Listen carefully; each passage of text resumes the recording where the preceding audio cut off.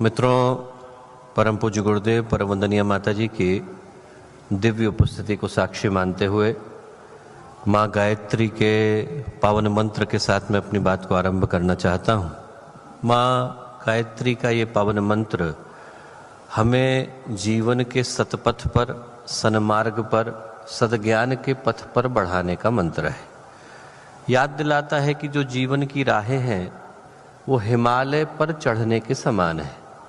कोई यदि पर्वतों की, पहाड़ों की यात्रा पर जाता है तो मार्ग में कहीं तो सुरम्य वादियाँ देखने को मिलती हैं और कहीं पर दुर्गम पथ आते हैं, दुरूह पथ आते हैं। कहीं पर तो जो परिवेश है उसका सौंदर्य इतना ज़्यादा है कि व्यक्ति उन नज़ारों को अपनी आँखों में बसा लेना चाहता है, तो कहीं पर ऊपर से गिरने वाले पत्थरों का भय है, नीचे खाई में फिसलने का डर है। पर अपने लक्ष्य तक, अपने उद्देश्य को वही व्यक्ति प्राप्त कर पाता है जो न तो आपदाओं के डर से और न नज़ारों के लालच में उस मार्ग को छोड़ता है जिस मार्ग को लेकर के वो चला। वैसे ही दोस्तों जीवन का पथ है। जीवन के पथ में कहीं पर तो सुख के उपवन है, सौंदर्य है, उनका संगीत है, और कहीं पर दुख का, आपदाओं का भय है। कभी कभी सुख के लालच में या दुख के भय से व्यक्ति जीवन के राजमार्ग को छोड़कर शॉर्टकट का पालन करता है। पर जो गुरु का प्रदत्त पथ है, ईश्वर का प्रदत्त पथ है, धर्म का, न्याय का, सत्य का, जीवन मूल्यों का और सदाचार का पथ है, वही व्यक्ति को उसके जीवन के उद्देश्य तक लेकर के जाता है। जिसने उसका पालन किया उसके जीवन में कोई संकट, कोई आपदा कभी आती नहीं और आने की संभावना नहीं। हम लोग जिस जगह पर बैठे हैं, यहाँ से 2 ही किलोमीटर दूर की एक घटना मुझे स्मरण आती है दोस्तों, और वो घटना सही अर्थों में मेरे हृदय को हमेशा छू करके जाती है। यहाँ से थोड़ी ही दूर पर रामकृष्ण मिशन सेवाश्रम है। स्वामी विवेकानंद के 6 शिष्य हुए, 6 को ही उनने दीक्षा दी, उनमें से एक के द्वारा प्रतिष्ठित है। और जो घटना है वो दिल को छू लेने वाली है। स्वामी विवेकानंद को आभास हुआ कि शरीर को त्यागना है, तो उनने 6 के बाद दीक्षा देनी बंद कर दी। उनमें से एक शिष्य वो थे जिनने इस रामकृष्ण मिशन सेवाश्रम की स्थापना करी। बंगाली थे, हिंदी जानते नहीं थे और यहाँ की ठंड जैसी प्रकृति में रह पाने के लिए उनका शरीर भी नहीं था। पर स्वामी विवेकानंद ने शरीर छोड़ने से पहले उनको बुलाया, 1901 की घटना है, और उनसे 3 लाइन की बात करी। उनसे बोले, go to Haridwar, die there, don't come back. 3 ही बात बोले। हरिद्वार जाना, वहीं पर शरीर छोड़ना, लौट के मत आना। 1901 का समय, उनने अपने शरीर को 1940 में त्यागा। बीच के 39 वर्षों में एक बार भी बंगाल नहीं गए। स्वामी विवेकानंद का शरीर छूटा, बेलूर मठ बना, स्वामी ब्रह्मानंद का शरीर छूटा।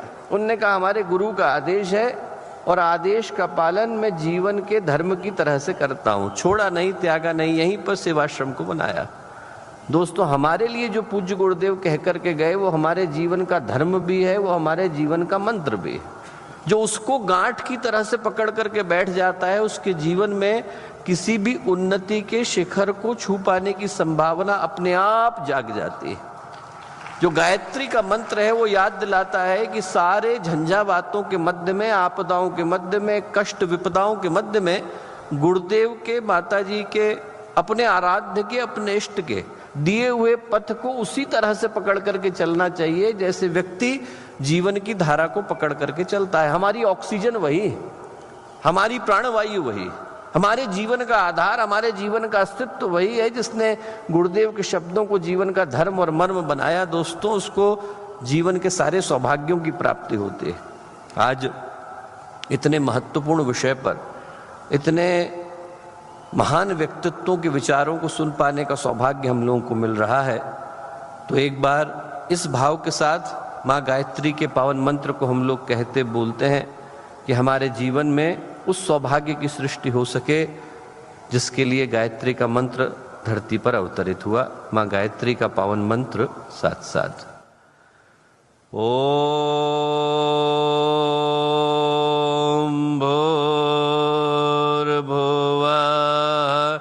स्वाहा तत्सवितुर्वरेण्यं भर्गो देवस्य धीमहि धियो यो नः प्रचोदयात्। सोते वक्त ये गलती ठीक।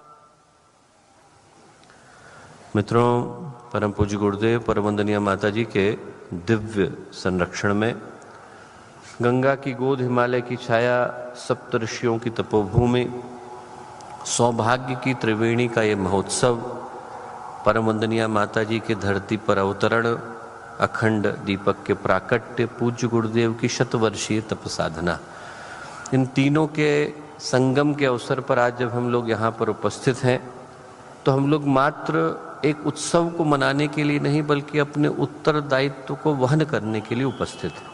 ये क्षण सौभाग्य अकेले का नहीं बल्कि संकल्प का भी, और इसीलिए आज का ये प्रथम दिवस उस संकल्प को लेकर के आया जिसकी ओर अभी पूज्य स्वामी जी इशारा कर रहे थे, मानवता के अस्तित्व का संकल्प। और उसको ध्यान में रखकर आज पर्यावरण, वातावरण, उसकी शुद्धि, उसके परिष्कार के संकल्प के लिए जब हम लोग यहाँ बैरागी द्वीप में एकत्रित हुए तो आज के कार्यक्रम के हम लोगों के लिए जो दिन है वो एक अद्भुत पुकार को लेकर के आया है। और ऐसी पुकारें तभी उठा करती हैं जब ऐसे लोग विद्यमान हो जिनके अंदर उस पुकार को सुन पाने का साहस भीतर सुरक्षित हो। आज का दिन एक बड़े गहरे प्रश्न को लेकर के आया, और प्रश्न ये है कि हम लोग कार्यक्रमों में, कार्यशालाओं में, अधिवेशनों में, सम्मेलनों में निरंतर जाते ही रहते हैं, उस दृष्टि से कोई पहला प्रयास नहीं, पर ऐसा कभी कभी होता है कि उसका विषय जिस पर चिंतन, मंथन, विमर्श, संवाद, समीक्षा हो रही हो, वो विषय हो जिसका संबंध और सरोकार हर उस प्राणी के साथ हो जिसको इस धरती पर कदम रखने का अवसर मिला। हम लोग आंखें बंद करें और ये सोचें कि वो हवा जिसके ऊपर हमारा जीवन निर्भर करता है जहरीली हो गई, ले नहीं सकते। वो पानी जिसके बगैर एक दिन भी गुजारना असंभव जैसा है, जहरीला हो गया, पी नहीं सकते। वो धरती जो हमें अन्न उपजा करके देती है, उपजाने से मना कर दे तो उसका प्रभाव एक व्यक्ति, एक परिवार, एक वर्ग, एक वर्ण, एक जाति, एक धर्म, एक गली, एक मोहल्ले पर पड़ने वाला नहीं। उसका संबंध और सरोकार पूरी मानवता के अस्तित्व के साथ। ये जो प्रश्न है वो पूरे मानवता के अस्तित्व का और आने वाली पीढ़ियों के भविष्य का प्रश्न है। आज जिस विषय पर चिंतन करने के लिए हम लोग यहाँ पर एकत्रित हैं, संकल्प लेने के लिए एकत्रित हैं, वो संकल्प ऐसा नहीं कि हमारे इस सभागृह से बाहर निकलते ही समाप्त हो जाएगा। उस संकल्प को लेने के साथ आप जरा सोच करके देखिए कि जिन वृक्षों को धारण करने के लिए आज आप यहाँ आकर के बैठे, उन वृक्षों के माध्यम से अभी अभी पूज्य स्वामी जी ने बताया कि एक वृक्ष के माध्यम से 100 बच्चों का निर्माण हो रहा है, 100 पुत्रों का निर्माण हो रहा है।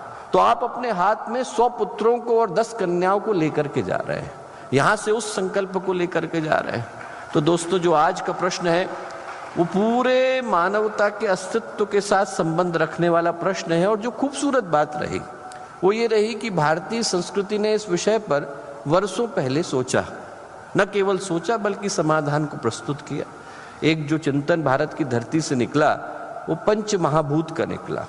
जब आप सांख्य को पढ़ते हैं, कपिल मुनि को पढ़ते हैं, पंचशिख को पढ़ते हैं, ईश्वर कृष्ण को पढ़ते हैं, तो उसके अंदर ऋषि कहते हैं कि पुरुष और प्रकृति मिले, महत बना, अहंकार बना, उससे पंच महाभूत, पंच तन्मात्रा बने, पंच ज्ञानेन्द्रिय, पंच कर्मेंद्रिय बने। और सिर्फ चराचर जगत ही उनसे नहीं बना, हमारा शरीर भी उनसे बना। क्षिति जल पावक गगन समीरा, पंच तत्व से रचित शरीरा। और वो पंच महाभूत जब दिशाओं में जाकर के बैठ गए तो वास्तुशास्त्र हो गए, अंगुलियों में जाकर के बैठे तो योग तत्व, मुद्रा विज्ञान हो गए, वो जब चिकित्सा में बैठे तो प्राकृतिक चिकित्सा हो गए, और आयुर्वेद में बैठे तो आयुर्वेद का आधार भी पंच महाभूत ही हुए। ये ऐसा गहरा ज्ञान था दोस्तों कि हमारे यहाँ पर जल के लिए निघंटू में 101 शब्द है। नदी का जल नद है, कुएं का जल वापी है, सरोवर का जल सर है, वर्षा का जल इंद्र है, इंसान ने बना करके दिया तो तड़ाग है, प्रकृति ने बना करके दिया तो उद्भिद है। शब्द कल्पद्रुम कहता है जलई विष्णु थलई विष्णु। और वो जो बात है वो सिर्फ कथन नहीं है, आज के समय की वास्तविकता है। इस धरती के अंदर 71% जल है, बाकी का तो 29% ही थल है जिस पर हम लोग रहते हैं। 71% पूरी तरह से वाटर है, उसमें से सिर्फ 2% फ्रेश वाटर है, 1.2% ग्लेशियर के अंदर है। जो बाकी का बचा वो फूड में गया, एग्रीकल्चर में गया, इंडस्ट्री में गया। 7 खरब प्राणियों के हिस्से में इस धरती का सिर्फ 0.007% आया है, और जो 0.007 आया है उसको हम लोग निरंतर खत्म करते जा रहे हैं। 1947 में हर भारतीय के पास 6500 क्यूबिक मीटर स्क्वायर पानी हुआ करता था, आज घट करके 1400 रह गया है। तो हमारे बच्चों के हिस्से में तो वो भी नहीं आने वाला। पहली बात तो उपलब्धता गई, दूसरी बात जो उपलब्ध है उसको हम प्रदूषित करते चले जा रहे हैं। कभी राही मासूम रजा ने एक कविता लिखी थी, एक शायरी लिखी थी, जिनने महाभारत की पटकथा लिखी। उनने लिखा गंगा के विषय में कि वो मेरी माँ है, मुझे ले जाकर उनकी गोद में लिटा देना, वो मेरी माँ है, मेरी बदन का जहर सोख लेगी। यदि कभी मैं मर जाऊं तो मुझे ले जाकर के गंगा के अंदर डाल देना, मेरे अंदर दोबारा से प्राण आ जाएंगे। राही मासूम रजा की लिखी हुई पंक्तियां हैं। और आज जाकर के आप गाजीपुर में देखिए तो इतना क्रोमियम गिर रहा है कि इंसान को छोड़ दीजिए कि बंदर को कैंसर हो रहा है। जल उपलब्ध नहीं है, और जो उपलब्ध है उसको हम प्रदूषित कर रहे हैं। जल गया। देखो जरा, अगर ये ड्रेन क्लीनर पहले लॉन्च हुआ होता तो प्लम्बर्स की नौकरियां खतरे में होती। हमारे घर में और जो उसके बाद बचा क्या, वायु। वायु की स्थिति यह है कि दिल्ली अकेले में आज 14 लाख बच्चे हैं जो 8 साल के नहीं होते कि उनके फेफड़े उस व्यक्ति के बराबर हो जाते हैं जो पिछले 20 साल से सिगरेट पी रहा था।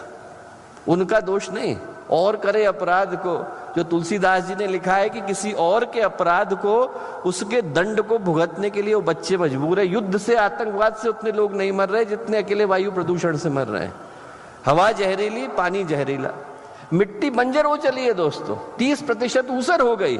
यदि 20 साल और इसी तरीके से निकल गए तो धरती अन्न उपजाने से मना कर देगी। जो बारिश हो रही है वो एसिडिक हो रही है, 34% सल्फर उसके अंदर है, और इतना ज्यादा एसिडिक हो रही है कि जो बिल्डिंगें हैं उनकी उम्र 1/3 कम हो गई। जब बिल्डिंगों की उम्र 1/3 कम हो गई, जिसको आपने 100 साल के लिए बनाया वो 35 साल में दोबारा बनानी पड़ जाती है, तो मेरे आपके शरीर का क्या होगा? आप जरा सोच करके देखिए। हमारी आंखों के सामने इस संसार के जितने महत्वपूर्ण घटक हैं वो या तो उपलब्धता खो रहे हैं या जहरीले हो रहे हैं। और ऐसी स्थिति में आज का जो सत्र है वो एक बड़े गंभीर विचार को लेकर के आया। इसकी जो डायग्नोसिस थी वो भारत के ऋषियों ने सबसे पहले करी। उन्होंने कहा इसका कारण क्या है? उन्होंने कहा कि हमारे आसपास का जो वातावरण है इसके 3 तल हैं। सबसे बाहर वाला पर्यावरण है, धूप निकली हुई है, इसके 3 तल हैं। सबसे बाहर वाला पर्यावरण है, धूप निकली हुई है, और धूप निकली हुई है वो तो पूज्य गुरुदेव का आशीर्वाद है। आप जरा सोच करके देखिए कि 10 किलोमीटर इधर जाएंगे तो नो विजिबिलिटी है, कोहरा छाया हुआ है। 10 किलोमीटर इधर जाएंगे तो कोहरा छाया हुआ है, नो विजिबिलिटी। यहाँ पर तो पूज्य गुरुदेव ने धूप ही नहीं खिला दी है, हीटर भी चला दिया है। पहली बार मैंने इतने दिनों में देखा, हम लोग लगभग रोज आ रहे हैं, और सुबह सुबह जब वो मीटियोरोलॉजी वालों का जो आता है उसके अंदर वार्निंग आती थी कि आपको डेंस फोग आने वाला है, ऐसी वार्निंग भेजते थे। आज सुबह की वार्निंग जो यहाँ के पर्यावरण वालों ने भेजी है वो लिखी है कि वार्निंग ये है कि टेम्परेचर बढ़ने वाला है। ये वार्निंग आप जरा सोच करके देखिए। तो जो बाहर खिला हुआ है, जिसके विषय में पर्यावरणविद बता रहे हैं, वो पर्यावरण, उसके बाद वातावरण, उसके बाद अंतःकरण।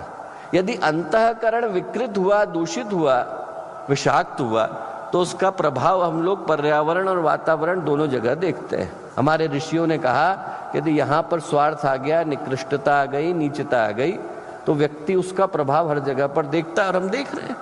कभी हम लोग बोलते थे माता भूमि पुत्रोहम पृथिव्या, और आज स्थिति यह है कि व्यक्ति प्रकृति को माँ नहीं मानता है, नौकरानी मानता है। उसको लगता है पानी बह रहा है, बांट लें, पेड़ खड़ा है, काट लें। और जैसे ही वो स्वार्थ आया, जैसे ही मनोवृत्ति के अंदर प्रदूषण आया, प्रभाव ये हुआ कि प्रकृति ने भी हमको देना बंद कर दिया। और आज बड़े सौभाग्य का विषय है।